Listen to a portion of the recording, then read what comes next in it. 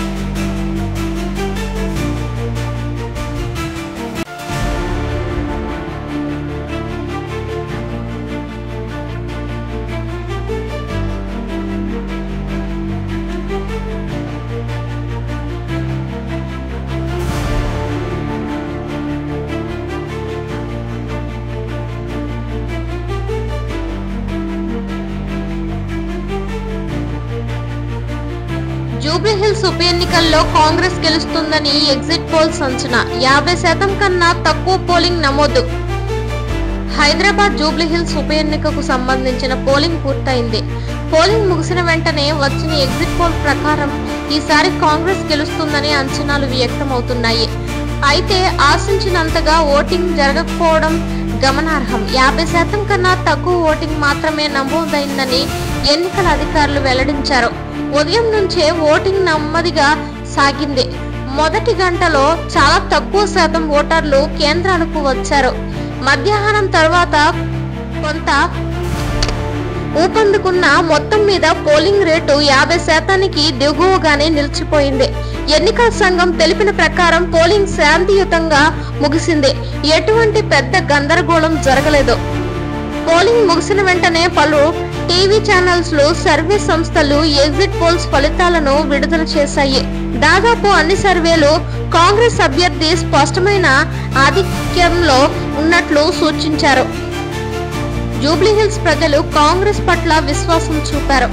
ఈ ఫలితం రాష్ట్ర రాజకీయాలకు దిశానిర్దేశం చూస్తుంది. పోలింగ్ శాతం తక్కువగా ఉండడం మా అభ్యర్థికి నష్టం కలిగిందని, కానీ తుది ఫలితం వచ్చే వరకు వేచి చూడాలన్నారు.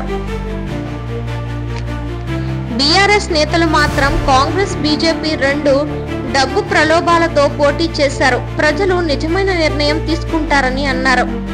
జూబ్లీహిల్స్ ఉప ఎన్నికల్లో మొత్తం 280 పోలింగ్ కేంద్రాలు ఏర్పాటు చేశారు. డ్రోన్ నిఘా, సీసీ కెమెరాలతో పర్యవేక్షణ చేపట్టారు. పోలింగ్ ముగిసిన వెంటనే అన్ని ఈవీఎంలు కట్టుదిట్టమైన భద్రతలతో స్ట్రాంగ్ రూమ్లకు తరలించారు. ఒక లెక్కింపు అక్టోబర్ 14న జరగనుంది. హైదరాబాద్ పోలీస్ కమిషనర్ తెలిపారు, లెక్కింపు రోజున అదనపు భద్రతా ఏర్పాట్లు చేస్తున్నాం. ఎటువంటి అవసరం పరిస్థితులను తలెత్తకుండా చర్యలు తీసుకుంటామని అన్నారు. పోలింగ్ అనంతరం మాట్లాడిన జూబ్లీహిల్స్ ఓటర్లు చెప్పారు, ప్రజల సమస్యలపై దృష్టి పెట్టే నాయకుడికి ఓటు వేశాం. మార్పు కావాలి అనే ఆశతో కాంగ్రెస్ కు మద్దతు ఇచ్చాం. ఇంకొంతమంది మాత్రం ఎన్నికలు ప్రతిసారి ఒకే విధంగా ఉంటున్నాయి, కానీ ఈసారి అభివృద్ధి ప్రధాన అంశంగా అయ్యింది అని అన్నారు. రాజకీయ నిపుణులు చెబుతున్నారు, జూబ్లీహిల్స్ ఉప ఎన్నిక చిన్నది అయినా ఇది రాబోయే జీహెచ్ఎంసీ ఎన్నికలకు సూచిక కావచ్చు. పోలింగ్ తక్కువైనా కాంగ్రెస్ కు శాతం వారీగా బలమైన ఓటు బ్యాంకు ఉన్నట్లు కనిపిస్తోంది.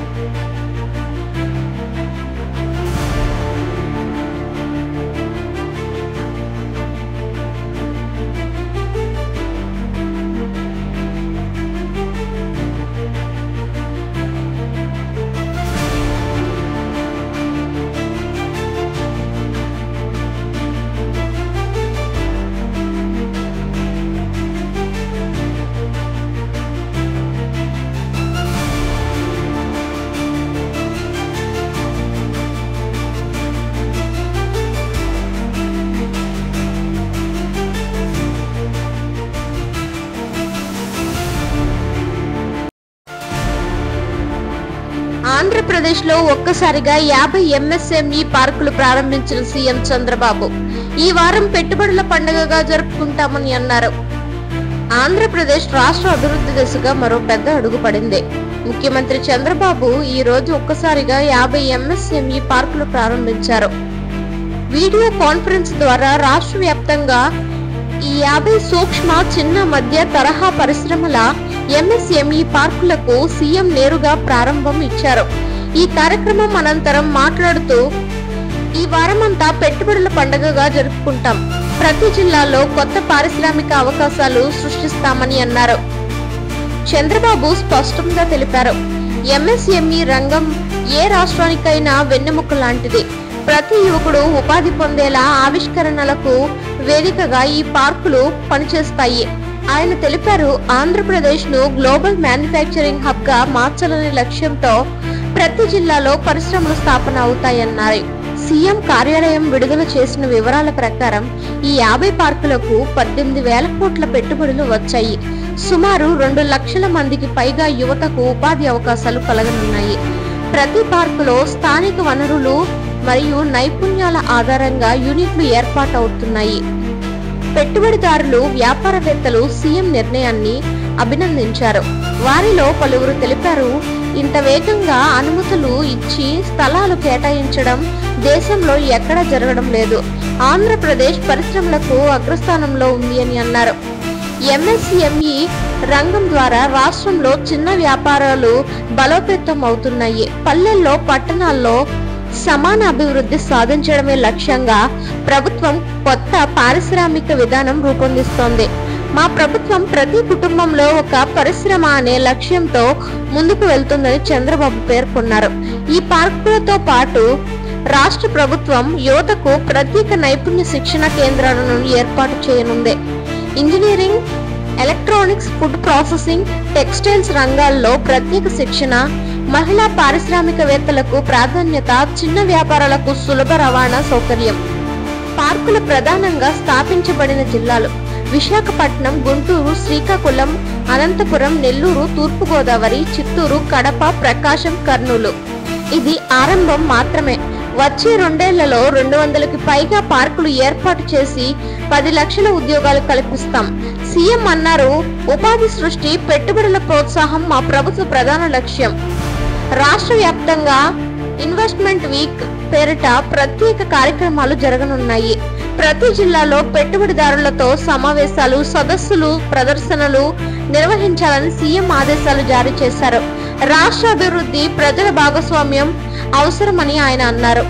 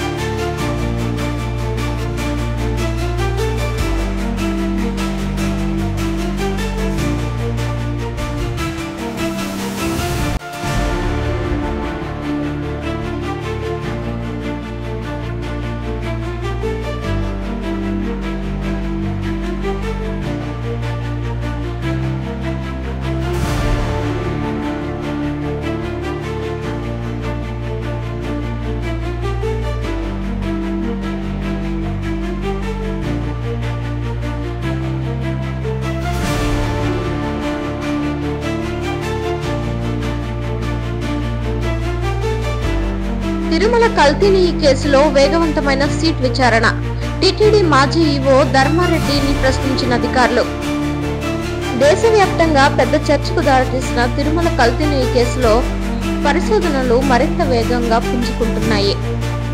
ఈ కేసు దర్యాప్తు చేపట్టిన ప్రత్యేక దర్యాప్తు బృందం ఎస్ఐటి ఈ రోజు తిరుమలలో కీలక విచారణ నిర్వహించింది. అధికారులు టిటిడి మాజీ ఈవో ధర్మారెడ్డిను సుమారు 4 గంటల పాటు ప్రశ్నించారు. నెయ్యి సరఫరా, పరీక్షలు, కాంట్రాక్టర్లపై జరిగిన అనుమానాస్పద లావాదేవీలపై సిట్ అధికారులు పూర్తి వివరాలు అడిగారు. కొద్ది రోజుల క్రితం తిరుమల శ్రీ వెంకటేశ్వర స్వామి వారికి ప్రసాదంగా వినియోగించే నెయ్యిలో కల్తీ పదార్థాలు ఉన్నట్లు ల్యాబ్ పరీక్షల్లో బయటపడిన సంగతి తెలిసిందే. దీంతో టీటీడీలో పెద్ద సంచలనం రేకింది. ప్రజల్లో కూడా ఆగ్రహం వెలువెత్తింది. ఈ ఘటనపై ప్రభుత్వం సీరియస్ గా తీసుకుంది. ప్రత్యేకంగా సిట్ బృందం ఏర్పాటు చేసి కేంద్ర దర్యాప్తు పూర్తి వేగంతో కొనసాగిస్తోంది. అధికారులు తెలిపారు, ఎవరైనా నిర్లక్ష్యం చేసిన బాధితులపై కఠిన చర్యలు తప్పవని అన్నారు. సిట్ బృందం ఈ రోజు ధర్మారెడ్డిని కింది అంశాలపై వివరించింది. నెయ్యి సరఫరా కాంట్రాక్టర్లు ఎవరికి ఇచ్చారు, సరఫరా ముందుకు పరీక్షలు ఎలా జరిగాయి, నాణ్యత ధృవపత్రాలు ఎవరికి ఇచ్చారు, అనుమానాస్పద కంపెనీలతో సంబంధాలున్నాయా అని అడిగారు. సమాధానాలన్నీ రాతపూర్వకంగా తీసుకున్న అధికారులు సంబంధిత ఫైళ్లను, ఒప్పంద పత్రాలను కూడా సేకరించారు. ధర్మారెడ్డి అన్ని ప్రశ్నలకు సహకరించినట్లు సిట్ వర్గాలు తెలిపాయి. ఇకపోతే టీటీడీ ప్రస్తుత బోర్డు కూడా తమ స్థాయిలో సమీక్ష సమావేశం నిర్వహించింది.